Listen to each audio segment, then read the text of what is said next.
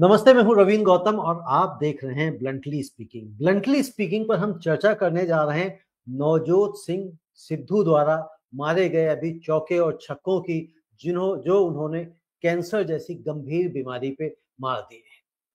उन्होंने भी एक प्रेस कॉन्फ्रेंस करी अपनी पत्नी के कैंसर से ठीक होने के बाद, और उसमें शुरुआत में जो उन्होंने कहा उससे यह लगा कि घरेलू उपचार से ही उनकी पत्नी का जो 4 स्टेज का कैंसर था वो ठीक हो गया है। हालांकि अगर प्रेस कॉन्फ्रेंस को पूरी सुना जाए तो लास्ट में उन्होंने ट्रीटमेंट की भी बात कही है। लेकिन जो हमारे देश की जनता है, जो छोटी छोटी क्लिप्स पे, छोटे छोटे वायरल वीडियोस पे, जो कुछ लोग अपनी व्यूज बढ़ाने के लिए डिजिटल मीडिया पे छोटी छोटी चीजें चला देते हैं और जिससे व्यूज मिल जाते हैं और जनता उसे सच मान लेती है, पूरा सच मान लेती है, तो वो कहीं ना कहीं वह गुमराह हो जाती है। और आज की तारीख में मेरी समझ में जनता कैंसर जैसी बड़ी बीमारी पे गुमराह हो गई है और उसका बड़ा कारण नवजोत सिंह सिद्धू हैं। जबकि नवजोत सिंह सिद्धू ने, मैंने जैसा कहा कि उन्होंने बताया, घरेलू उपचार की बातें कही, बड़ी सारी बात कही कि क्या खाएं क्या ना खाएं, और जिससे उनकी पत्नी ठीक हो गई। उसके साथ अगर आप सच्चाई से उनकी बात को समझना चाहते हैं, देखना चाहते हैं, तो अगर उनकी प्रेस कॉन्फ्रेंस सुनते पूरी, तब भी आपको उनकी सच्चाई पता लग जाती। और उन्होंने जो रिटन में ट्विटर पे एक आहार योजना डाली है, उसके ऊपर जो सबसे पहले उनकी स्टेटमेंट है वो मैं आपको पढ़ के सुना रहा हूं, ताकि यह दूध का दूध पानी का पानी हो जाए। मेरी पत्नी की कैंसर से जंग में सर्जरी मेरी पत्नी की कैंसर से जंग में सर्जरी, कीमोथेरेपी, हार्मोनल और टारगेटेड थेरेपी, सकारात्मक और कैंसर से लड़ने का दृढ़ निश्चय, संकल्प शामिल था। इस सब को बल मिलाकर एक सख्त आहार योजना और जीवन शैली से, जो प्राचीन भारतीय आयुर्वेद योशिनोरी ओसुमी के ऑटोफैगी के लिए नोबेल पुरस्कार से सम्मानित रिसर्च और दुनिया भर के प्रख्यात डॉक्टरों के अवलोकन द्वारा प्रेरित है। उसके बाद उन्हें आहार योजना का ब्यौरा दिया है। तो यानी कि उन्होंने बताया कि आहार योजना के साथ साथ पूरी की पूरी सर्जरी, पूरी की पूरी जो डॉक्टर्स की टीम थी, वो सब इसमें शामिल थे। इस विषय पे आज हम डॉक्टर अंशुमान से बात करेंगे, जो देश के जाने माने कैंसर सर्जन हैं, और उनसे समझेंगे कि ये नवजोत सिंह सिद्धू ने कैंसर जैसी बीमारी पे जो प्रेस कॉन्फ्रेंस करी, क्या बहुत हल्के तरीके से उन्होंने ये कर दिया? क्या उन्होंने अपने आप को फिर वापस लाइमलाइट में लाने के लिए कैंसर जैसी बीमारी को सहारा बना लिया? क्या उन्होंने ये नहीं सोचा, जिस तरह से वो तथ्यों को प्रेजेंट कर रहे हैं, उससे आम जनता जो पढ़ने और लिखने में विश्वास नहीं करती है, पूरा सुनने में विश्वास नहीं करती, छोटे छोटे वायरल क्लिप्स के सहारे वो लोगों को ट्रीटमेंट बताने लग जाएंगी जनता? क्या कहीं ना कहीं ये अन्याय तो नहीं कर दिया? डॉक्टर अंशुमान, आपका बहुत बहुत स्वागत है। धन्यवाद। डॉक्टर अंशुमान, क्या नवजोत सिंह सिद्धू का जो ये प्रेस कॉन्फ्रेंस रही, क्या यह उनका एक स्टंट नहीं कहेंगे आप कैंसर जैसी बीमारी के ऊपर? रविंद्र भाई, इसमें नवजोत सिंह सिद्धू के जितने स्टेटमेंट्स, कंप्लीट वीडियो को देखें तो कुछ चीजें सत्य है और कुछ चीजें सेंसेशनलाइज करने के लिए कहा गया है। इसमें ऐसी कोई बात नहीं है जो एक कैंसर ट्रीटमेंट का डॉक्टर है जो नहीं करता हो या नहीं जानता हो, या कैंसर के रोगी जो इलाज करा रहे हो नहीं जानते हैं। अब लोग सोच रहे होंगे सिद्धू ने ऐसा किया क्यों? क्रिकेटर है, एक तो चौका छक्का मारने की आदत है उनकी, तो अतिशक्ति और अतिरिक्त बात बोल जाना उनके आम जीवन का हिस्सा है। दूसरा पॉलिटिशियन है, एक खास पार्टी से अभी हटे हुए हैं, जिस पार्टी का एक अहम रोल हिंदुत्व, हिंदू या भगवा इसके आसपास के धुरी पे चल रही है। उसमें आयुर्वेद को लोग हिंदुत्व से जोड़ते हैं, जबकि ऐसा नहीं है। हमारे ऋषि मुनि ने कोई पूछ के इलाज नहीं किया था किसी का कि हिंदू हो कि हिंदू नहीं हो। तो आयुर्वेद की बात कहना मतलब हिंदुत्व, मतलब मेजॉरिटी ऑफ जो मेजोरिटेरियन है इंडिया के, उसके पास की हम बात कह रहे हैं। इन सबको करके एक सेंसेशनल न्यूज, अब ये कॉमन पब्लिक को कर दे तब तो न्यूज में नहीं आता। अदरवाइज मीडिया तो सिद्धू को इन दिनों पूछ भी नहीं रही थी, बहुत सारे शो में आते, एंटरटेनमेंट शो में, उससे भी आउट थे। तो इन्होंने ये किया। अब जनता को जरूरी क्या है कि रादर देन ट्रोल आर्मी बने किसी के, विज्ञान को विज्ञान की तरह समझें। अब क्या क्या है इसमें? आधी बात आपने सुनी है, मतलब बीच के कटे हुए रील आपने सुन लिए कि ये आहार योजना, उसमें कुछ ऐसे भी व्यापारी हैं जो डाइट से संबंध करके कैंसर का इलाज कर रहे, तो उनके तो बल्ले हो गए। बल्ले उन्होंने बल्ले इसी हो गए। रील को पॉपुलराइज किया, जी, उन्होंने ट्रोल आर्मी लगा दिया कि भैया ये फैलाओ, देखो जो मैं कह रहा था वही हो गया। वही हो लेकिन गया। अगर पूरा वीडियो सुने तो सच में उन्होंने कहा है कि हमारे वाइफ की, क्योंकि उनकी पत्नी खुद ही डॉक्टर है, उनकी बिल्कुल कैंसर सर्जरी हुई है, कीमोथेरेपी हुई है, उसके साथ साथ ये आहार योजना भी हमने लगाया। बिल्कुल। और उन्होंने यहां तक कहा कि जो मशीनें अमेरिका के अस्पतालों में है, वो मशीनें उन्होंने जहां से इलाज कराया है उस अस्पताल में है, और 12-1 लाख रुपए की शायद उन्होंने इलाज की कीमत भी बताई कि लगी है। हाँ, लेकिन उन्होंने फिर क्या छोड़ दिया, अब बताओ, इलाज इतना महंगा होता है, नीम के पत्ते में क्या खर्चा है, इसका क्या मतलब लोगों खर्चा को लगा अच्छा नीम के पत्ते से इलाज हो गया, है, इलाज हो जाएगा, कैंसर ठीक हो जाएगा।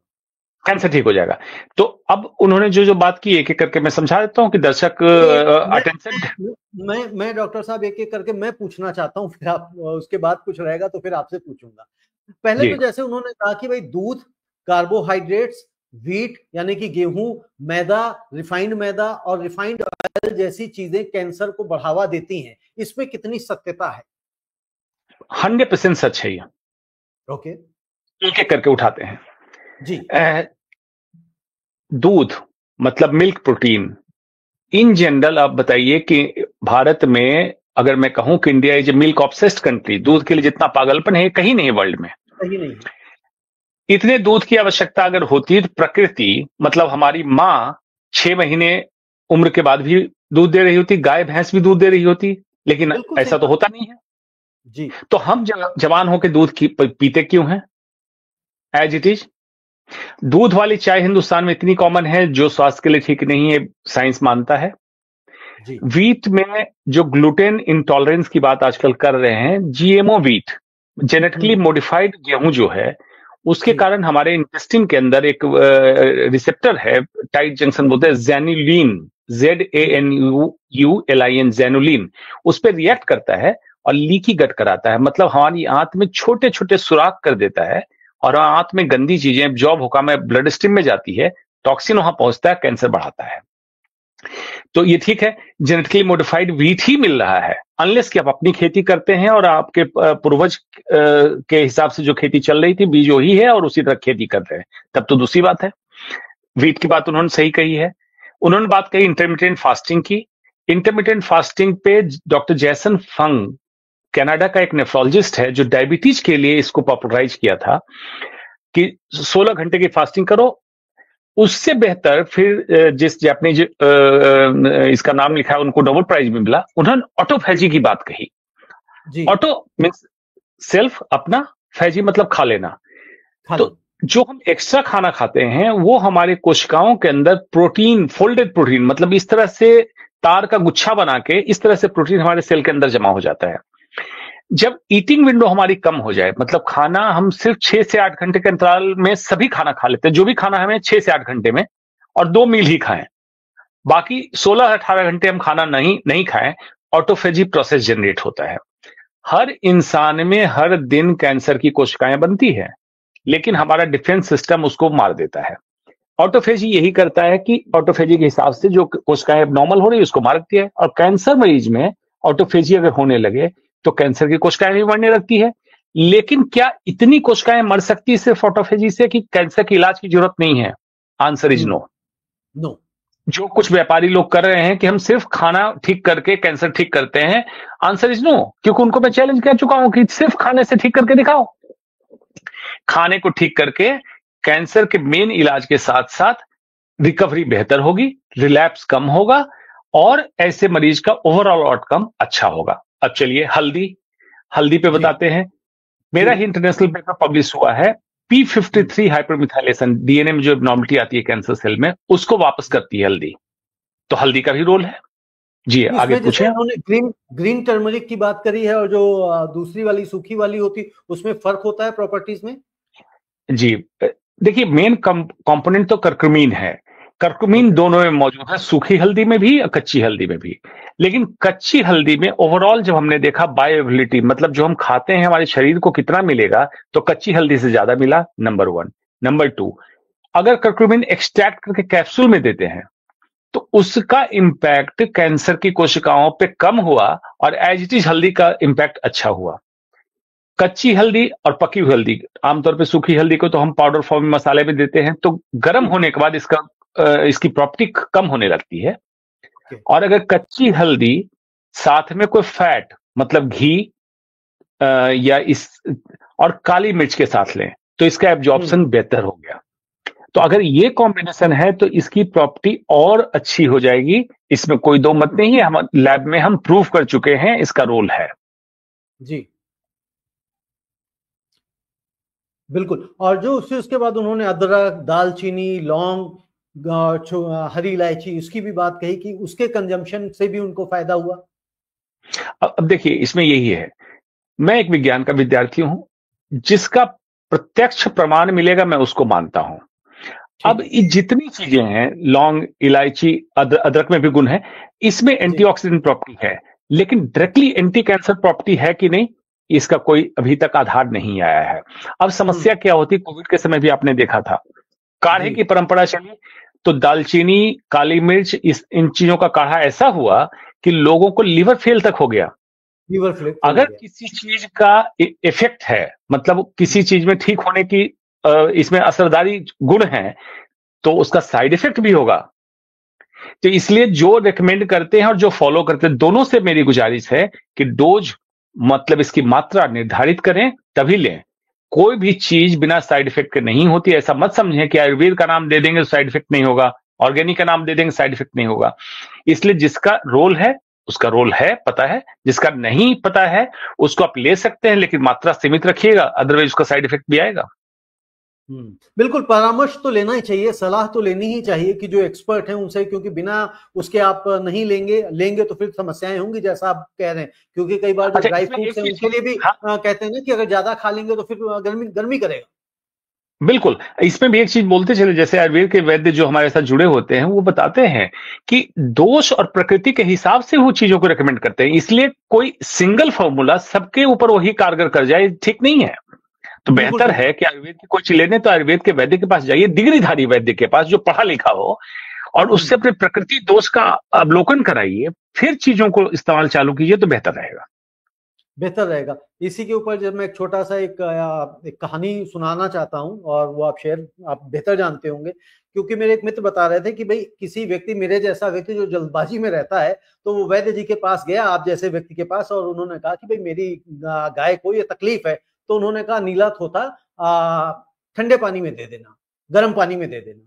तो उन्होंने दे दिया और उसकी गाय ठीक हो गई। तो फिर उसके बाद कुछ 4-6 महीने बाद फिर समस्या हुई, तो फिर उसके बाद जो है ना उस व्यक्ति ने वही काम किया कि नीले थोथे को और ठंडे पानी में दे दिया और गाय मर गई। तो वैद्य के पास गए और कहने लगे भाई आपने मेरी गाय मार दी। कहते मैंने कैसे मार दी? कहते आपने पहले ये ट्रीटमेंट बताया था, मैंने किया। कहता मैंने तब बताया था ठंडे पानी में, लेकिन अब उसको गर्म पानी में देना था क्योंकि मौसम बदल चुका है। तो जो आपने कहा कि तासीर भी देखनी पड़ती है कि किस समय क्या देना है, उससे तासीर से क्वालिटीज बदल जाती है। बिल्कुल ठीक। अच्छा, अब इन्होंने एक चीज और कही, जो बेरीज की बात कही, उन्होंने कहा जो खट्टेपन जिनके अंदर होते हैं खाद्य पदार्थों में, वह भी कैंसर को मारती हैं। ऐसा कोई रिसर्च है, कोई प्रमाण है? देखिए जो बेरीज हैं, खास करके ब्लैकबेरीज, ब्लूबेरीज, काले अंगूर, रेस्वेट्रॉल होता है।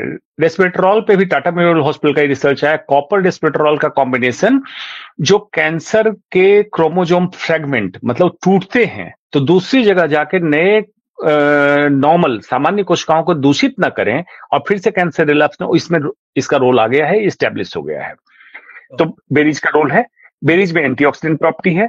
खट्टी चीजों में, कसेली चीजों में जैसे आंवला, नींबू, इसमें विटामिन सी अत्यधिक मात्रा में। विटामिन सी विज्ञान को पता है, लेकिन शायद कुछ ऐसी भी चीजें हैं कि बाकी खट्टी चीजें जैसे कि एसिडिक चीजें, कोई अम्ल की चीजें, उससे ये चीजें बेहतर काम कर रही है। कुछ ऐसी चीजें हैं, लेकिन एस्कॉर्बिक एसिड, सिट्रिक एसिड, इन सब का रोल एज सपोर्टिंग का मतलब है कैंसर का इलाज करा रहे हैं और दोबारा रिलैप्स ना हो, कैंसर की रिकवरी अच्छी हो जाए, इसमें है। बिल्कुल है। बिल्कुल। एक और उन्होंने बात कही कि जो उन्होंने अपनी आहार योजना बताई है, उन्होंने कहा कि इससे जो मेरा फैटी लीवर था वो भी मेरा पूरा का पूरा ठीक हो गया। ये उन्होंने ये बात बिल्कुल सही कही है। देखिए रविंद्र भाई, ये जो बीमारियां हैं जो आमतौर पे चल रही है, cancer, heart disease, hypertension, diabetes, मोटापा, fatty liver, polycystic ovarian disease, Alzheimer disease जिसको डिमेंशिया आमतौर पे कहते हैं, ये सारी बीमारियां, या बच्चों में ADHD, attention deficit hyper active disorder, बच्चा एकाग्रता की कमी हो रही है, इन सब बीमारियों के पीछे कुछ वजह कॉमन है, इंक्लूडिंग कैंसर, जिसमें मल्टीपल इंसुलिन स्पाइक आपके ग्लूकोज लेने से होता है। इन्होंने ग्लूकोज की भी बात कही, कार्बोहाइड्रेट हमने हटा दिया जी। बार बार कार्बोहाइड्रेट, ज्यादा कार्बोहाइड्रेट हम लेते हैं, ब्लड ग्लूकोज का लेवल बढ़ता है, इंसुलिन का लेवल बढ़ता है, इंसुलिन फैटी लिवर कराता है, इसको आपने कम किया, फैटी लिवर अपने आप कम हो जाएगा। लोगों को क्या कंफ्यूजन है, इंक्लूडिंग कुछ डॉक्टरों को, कि ज्यादा फैट होने से फैटी लिवर होता है। उल्टा है, ऐसा नहीं है।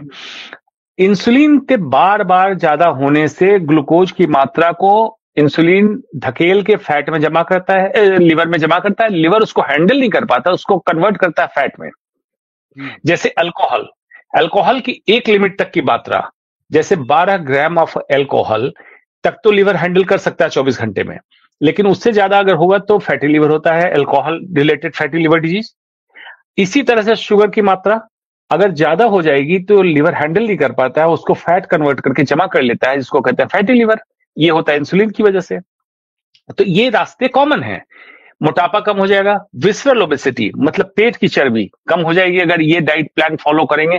तो ये डाइट प्लान एक स्वस्थ भारत का डाइट प्लान है, आहार योजना थी, लेकिन आज हम बेवजह का अमेरिकन बनना चाह रहे हैं, अपनी संस्कृति को छोड़ रहे हैं, पागलपन में उलझे हुए हैं। बिल्कुल ठीक है। 12-12 बजे 1-1 बजे हम लोग मंगा के खा रहे हैं, और जब से जोमेटो स्विगी इस तरह के ऐप शुरू हो गए तो पता लगता है कि रात भर लोग चल रहे हैं, खा नहीं ना, चल रहे हैं। बिल्कुल। अच्छा डॉक्टर इरफान, एक चीज और बताइए भी, जैसे आपने डायबिटीज की बात करी, हाइपरटेंशन की बात करी, कोलेस्ट्रॉल की बात करी, बीपी की बात करी, जिन्हें लाइफ स्टाइल डिजीज कहा जाता है, तो क्या कैंसर भी लाइफ स्टाइल डिजीज हो गई है आज की तारीख में? 85% कैंसर लाइफस्टाइल डिजीज है, जीवन शैली संबंधी। सिर्फ 5 से 15% कैंसर आपके अनुवांशिकी संबंध रखता है। बाकी 85% कैंसर में या तो आपका वातावरण, इन्वायरमेंट, या आपकी पर्सनल चॉइस, जो कि प्योरली लाइफस्टाइल कह सकते हैं, ये इन्हीं का कारण है। अब इसके लिए तो समझना होगा कि लाइफ क्या है, स्टाइल क्या है, तभी तो समझ में आएगा लाइफस्टाइल क्या है। अब लाइफ का मतलब जिंदगी पे शेर सुनाते चलते हैं जी। जिंदगी क्या है, अनासर में जहूरे तरतीब। मौत क्या है, अनासर में जहूरे तरतीब। मौत क्या है, इन्हीं अज्जा का परेशान होना। What is life? Manifestation of everything what we acquired. वो हम समाज को एक्वायर करते हैं, परिवार को एक्वायर करते हैं, वातावरण को एक्वायर करते हैं, ये जिंदगी है। मौत क्या है, इन्हीं अज्जा का परेशान होना। ये जो घटक हमने जमा किए, ये अगर डिस्टर्ब हो जाए, जैसे वातावरण दूषित हो जाए, वायु प्रदूषित हो जाए, जल प्रदूषित हो जाए, हम अपने जीवन शैली में गड़बड़ी कर दें, रात को जगने लगे, दिन को सोने लगे, सिगरेट पीने लगे, प्लास्टिक को खाने लगे, प्लास्टिक में खाने लगे, मौत हो गई। अब ये मौत का मतलब हर समय फिजिकल डेथ नहीं होता है, सोशल डेथ, फाइनेंशियल डेथ। आप बीमार हैं तो बेसिकली स्वास्थ्य की तो मौत हो गई। आप जीवित हैं लेकिन दवाइयों पे जीवित हैं, तो दवाइयों के बिना जीवित नहीं है, एंजॉय नहीं कर पा रहे हैं, लाइफ को एंजॉय नहीं कर पा रहे हैं। बिल्कुल, तो इसीलिए बिल्कुल, तो इसलिए वातावरण और पर्सनल चॉइस दोनों मिला के आप कह सकते हैं लाइफस्टाइल। तो लाइफस्टाइल की ही गड़बड़ी 85% कैंसर का कारण है। ओके डॉक्टर अंशुमान, एक चीज और, अभी आपने जो इंटरमिटेंट फास्टिंग की बात करी थी, नेफ्रोलॉजिस्ट जो कनाडा के डॉक्टर थे उनकी बात करी थी, तो हाँ, तो ये नवजोत सिंह सिद्धू ने इसमें एक चीज और कही है कि जो समुद्री नमक है उसकी जगह सेंधा नमक के कन्वर्ट कर दें, जबकि जो नेफ्रोलॉजिस्ट हैं वो किडनी पेशेंट्स को सेंधा नमक लेने के लिए मना करते हैं। देखिए, इसमें नवजोत सिंह सिद्धू ने क्यों कहा होगा समुद्री, आपने सुना होगा हाल फिलहाल में नमक में प्लास्टिक की मात्रा पाई गई जी, बहुत बड़ी न्यूज थी, और चीनी में भी पाई गई। तो नमक में जो प्लास्टिक की मात्रा क्यों पाई गई, अधिकतम नमक जो हम कंज्यूम कर रहे हैं समुद्र से ही निकल के आ रहा है। मतलब समुद्री पानी से, समुद्री पानी को जैसे कच्छ वाले गुजरात वाले एरिया में जाइए, समुद्री पानी को स्टोर किया जाता है, उसी से आता है। जी। उसमें माइक्रोप्लास्टिक है समुद्री पानी में, इसलिए उसमें माइक्रोप्लास्टिक आएगा। माइक्रोप्लास्टिक का मतलब सिंपली है प्लास्टिक का छोटा पार्टिकल, जिसमें bisphenol A, phthalates, PTHALATS, phthalates, PFAS, PFOS, इस तरह के सब्सटेंस है जिसके कारण कैंसर होता है। अगर किसी को कैंसर नहीं है तो, और कैंसर है तो तेजी से पनपता है, तो इसलिए उन्होंने इस नमक को छोड़ा। और रॉक सॉल्ट की जो बात कही जाती है, तो आमतौर पे अभी तक माना जाता है कि रॉक सॉल्ट ये है, मतलब प्लास्टिक नहीं है, माइक्रोप्लास्टिक ये कम है। तो ये रीजन हुआ कैंसर मरीज के लिए। नेफ्रोलॉजिस्ट ने जो बात कही, सेंधा नमक की इसलिए बात कही, नेफ्रोलॉजिस्ट जो नमक इस्तेमाल करने कहते हैं वो कहते हैं लोना, लो इन Na, सोडियम। तो मतलब जो लो सोडियम का नमक इस्तेमाल करो। सेंधा नमक में सोडियम क्लोराइड ज्यादा होता है, तो नॉर्मल व्यक्ति के लिए दिक्कत नहीं है। लेकिन जो किडनी के पेशेंट हैं, किडनी क्योंकि जब खराब है तो नमक की मात्रा निकाल नहीं पाती, पानी निकालने तो सूजन आती है बॉडी में, तो इन लोगों को सोडियम की मात्रा कम रिकमेंड किया जाता है। इस कारण नेफ्रोलॉजिस्ट कहते हैं कि आप सिंधा नमक इस्तेमाल ना करें, क्योंकि काइंड ऑफ इम्प्योर नमक है, उसकी प्यूरिफिकेशन और क्वांटिटी मेजर नहीं है कि इसमें सोडियम कंटेंट कितना है, इसलिए ऐसा कहा जाता है। ओके। तो डॉक्टर अंशुमान, अंत में हमें ये बताइए कि जो ये चर्चा शुरू हुई है और मिथ के रूप में इसे प्रेजेंट किया जा रहा है, इससे बहुत सारी हानियां भी हो सकती हैं, क्योंकि हो सकता है बहुत सारे लोगों को लगे कि मुझे कैंसर डायग्नोज हो गया है, और जिन्होंने बस छोटा सा पढ़ा है या जिन तक छोटा सा वीडियो पहुंचा है, या किसी हमारे जैसे ज्ञानी ने बता दिया कि भाई सिद्धू का ऐसे ठीक हो गया। सिद्धू ने एक और चीज कही थी, वो भी मैं पूछना चाह रहा था। सिद्धू ने पहले कहा था कि भाई डॉक्टर्स ने कहा था कि 5% कैंसर के ऐसे लोगों ठीक होते हैं, और फिर बाद में उन्होंने 3% कहा था। तो ये 5% और 3% वाली बात क्या है? क्या 3% अगर उनकी पॉसिबिलिटीज थी तो वो ठीक हो गई, तो ये अपने आप में क्या बहुत बड़ा मिरेकल है, चमत्कार है? बहुत अच्छा सवाल पूछा। देखिए रविंद्र भाई, बहुत कम जर्नलिस्ट इस तरह का सवाल पूछते हैं कि 5% का मतलब क्या हुआ। दो बातें यहां क्लियर करें। एक तो 40 दिन के बाद पेट की रिपोर्ट के आधार पर उन्होंने कह दिया कैंसर क्योर है। पेट स्कैन जो रिपोर्ट है 5 मिलीमीटर से बड़ा ट्यूमर को ही डिटेक्ट कर पाता है, मतलब पकड़ पाता है।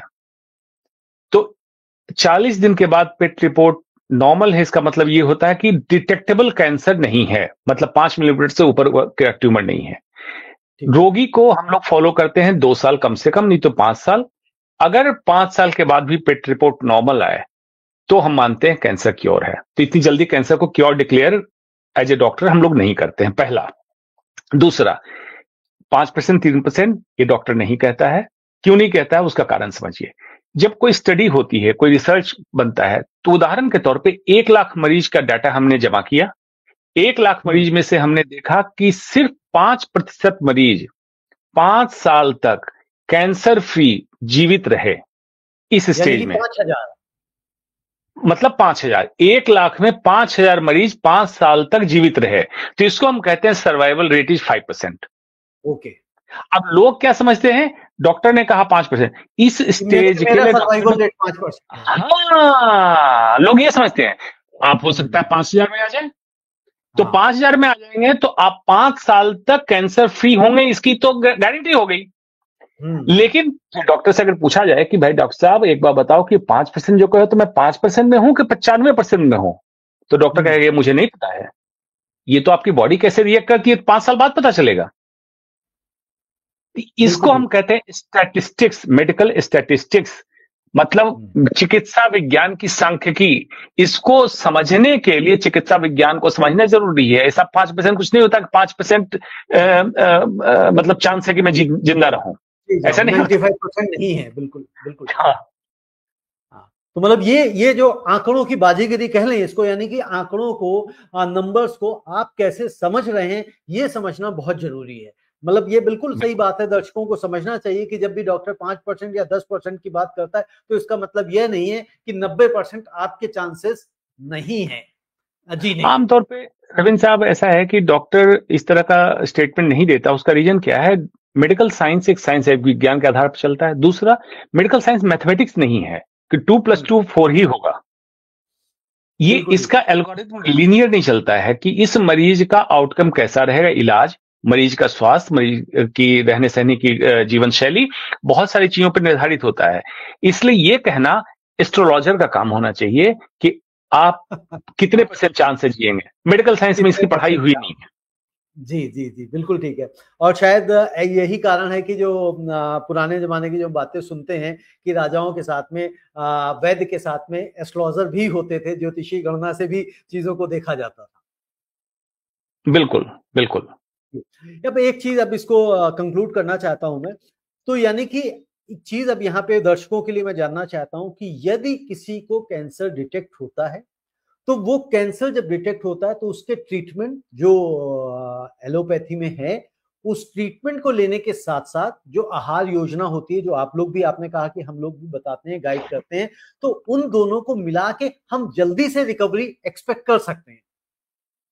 जी, इसको थोड़ा सा मैं एलेबोरेट ऐसे समझाता हूं, क्योंकि इस स्टेटमेंट, इस वीडियो वायरल के बाद बहुत सारे लोग अब व्यापार में उतर गए हैं। देखिए, अच्छी चीज नहीं है, किसी भी कैंसर रोगी के साथ इतना खिलवाड़ करना अच्छा नहीं होता है, या कैंसर की भावनाओं से खिलवाड़ करना। कुछ दिनों पहले आपको याद हो, पूनम पांडे ने सेंसेशनलाइज करने के लिए एक न्यूज छोड़ दी थी कि मैं सर्वाइकल कैंसर से मेरी मौत हो गई, या जो भी उनके असिस्टेंट ने ट्वीट किया।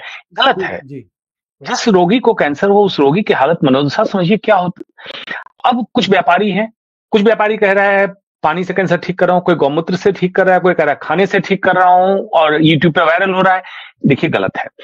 जरूरत भारत को क्या है, भारत सच में विश्व गुरु हो सकता है अगर मेरी बात ध्यान से लोग सुने।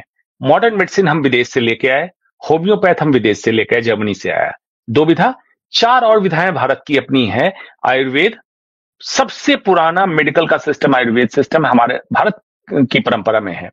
यूनानी बाहर से आया था, सिद्धा एंड नेचुरोपैथ, 6 विधाओं को हम जोड़े, 6 के अच्छे क्रेडिबल ईगोलेस डॉक्टर जिनके पास अहंकार ना हो बैठे और मिलके ये तय करें कि एक बीमारी, खासकर गंभीर बीमारी, cancer, heart disease, diabetes, hypertension, इस तरह की बीमारियों का किस तरह से हम इलाज साथ साथ मिलकर करें। तो मॉडर्न मेडिसिन वाला मॉडर्न मेडिसिन का काम करे, आयुर्वेद वाला आयुर्वेद का, होम्योपैथ। लेकिन कोई अहंकार में यदि कहे मेरा ही साइंस बढ़िया है, दूसरा साइंस बेकार है। आमतौर पे यही होने लगा। इस वीडियो के बाद भी यही हुआ। डाइट वाले लोग कह रहे हैं कि सिर्फ हम डाइट से ठीक कर देंगे। हम कह तो रहते इतने साल से, ऐसा नहीं हो सकता है। जब मॉडर्न मेडिसिन इतना डेवलपमेंट के बाद आज भी कह रहा है कि हम 100% नहीं कर पा रहे हैं, तो बाकी लोगों को मानना चाहिए। तो इसी की जरूरत है, समन्वय, सामंजस्य और समागम, तीनों करें, मिले हम लोग, तब जाके एक नई विधा निकलेगी, तब जाके विश्वगुरु भारत बन सकता है, अन्यथा नहीं। कोलैबोरेटिव अप्रोच होनी चाहिए, जिसको इंटीग्रेटिव मेडिसिन कहते हैं। अमेरिका उस पर काम करने लगा है। बिल्कुल ठीक है। और डॉक्टर अंशुमान, हो सकता है फिल्म देखने के शौकीन हैं आप? फिल्म देखते हैं? बहुत, आप जैसे दोस्त को बता देते हैं, जबकि ये फिल्म आपके चॉइस के लायक है, देख लीजिए, तो शायद 2-3 साल में एक फिल्म देख लेता हूं।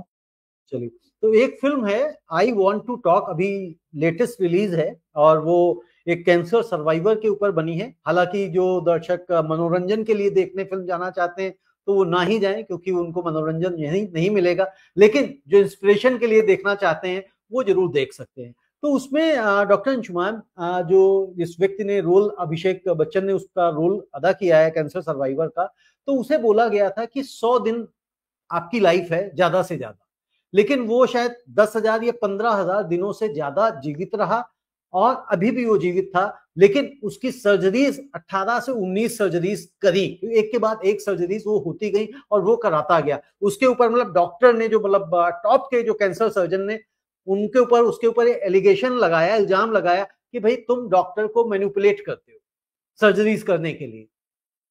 तो क्या यहाँ पे मेरा ये प्रश्न, यहाँ पे मैं इसलिए बता रहा हूँ ये कहानी, और इससे प्रश्न पूछना चाहता हूँ आपसे, क्या यहाँ पे जो विल पावर है, जो इच्छा शक्ति है, वह भी काम करती है क्या मरीज को ठीक होने के लिए?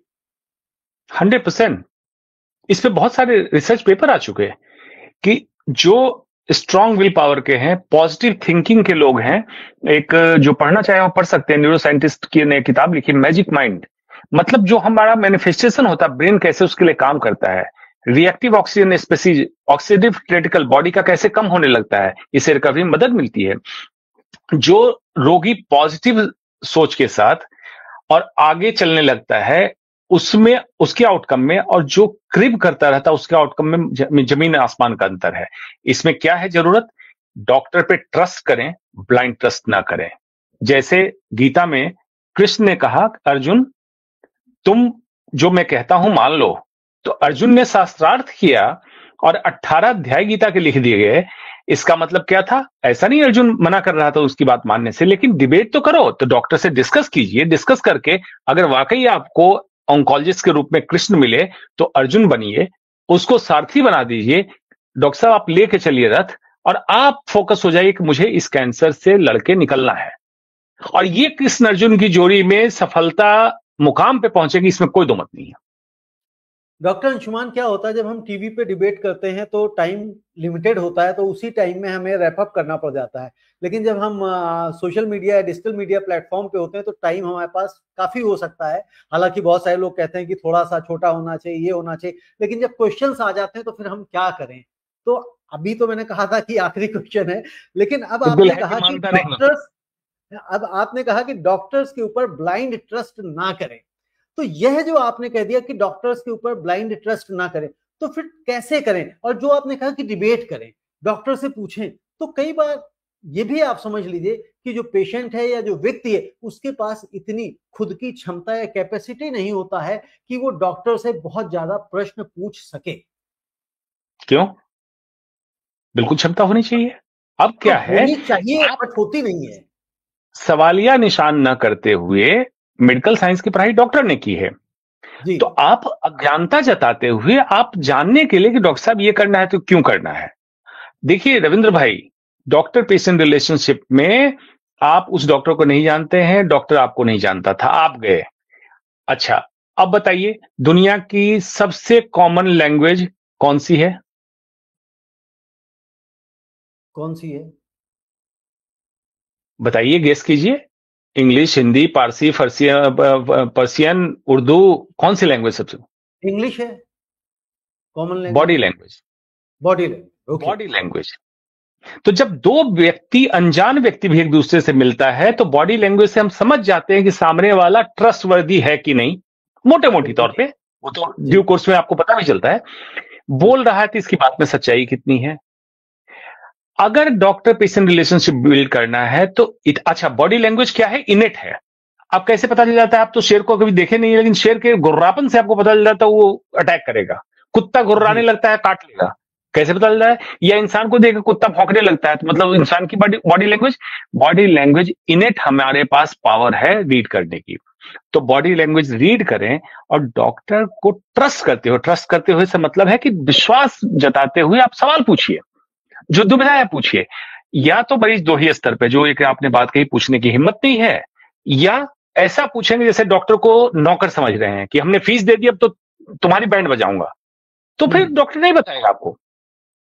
ये जरूरत है, जो ट्रस्ट खो रहा है डॉक्टर पेशेंट रिलेशनशिप में, इस ट्रस्ट को हमें दोबारा बिल्ड करने की जरूरत है। बिल्कुल, यानी कि आपको जब डॉक्टर से प्रश्न पूछें या किसी से भी प्रश्न पूछें, जब आप वाकई में ज्ञान लेना चाहते हैं तो जिज्ञासु बन के पूछें, ना कि सामने वाले को गलत ठहराने के लिए प्रश्न पूछें, उसकी कमियां निकालने के लिए। बिल्कुल, बहुत बहुत धन्यवाद डॉक्टर अंशुमान। और मैं समझता हूं जो दर्शक हैं समझ गए हैं कि यदि ऐसी कोई बात होती है, ऐसी कोई बीमारी कहीं आस पड़ोस में, अपने भगवान ना करे कि किसी को डिटेक्ट हो, लेकिन अगर होती है तो सिर्फ आहार से यह बीमारी ठीक नहीं होती है। अभी ऐसी कोई रिसर्च सामने नहीं आई है, तो डॉक्टर्स की सलाह लें और डॉक्टर से पूरा ट्रीटमेंट लें, और अपनी इस जो आहार योजना डॉक्टर्स बताते हैं, जो सिद्धू जी ने भी बताई है, उसका भी आप उसमें समाहित करें। बहुत बहुत धन्यवाद। नमस्ते डॉक्टर अंशुमान जी। नमस्ते।